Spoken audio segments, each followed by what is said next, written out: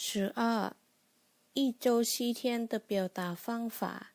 询问信息ใช้ภาษาลาวเว้าถึง1อาทิตย์มี7มื้อสอบถามอาทิตย์星期一วันจันทร์星期一วันจันทร์星期二วันอังคาร星期二วันอังคาร星期三วันพุธ星期三วันพุธ星期四วันพฤหัส星期四วันพฤหัส星期五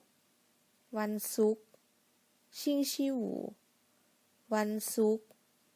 星期六วันเสาร์星期六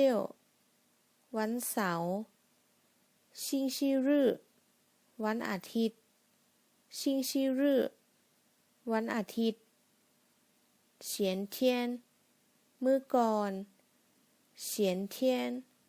มื้อก่อน昨天มื้อวาน昨天มื้อวาน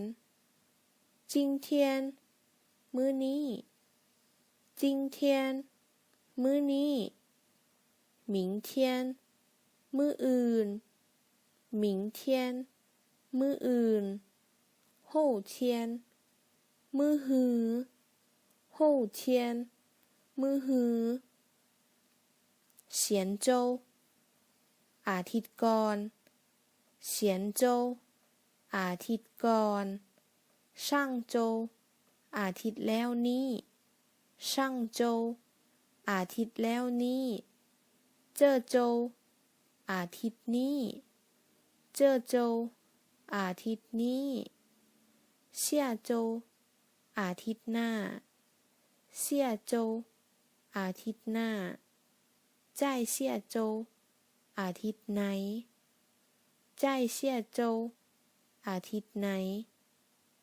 对话练习今天是星期几มื้อนี้แม่นวันหยัง今天是星期一มื้อนี้แม่นวันจันทร์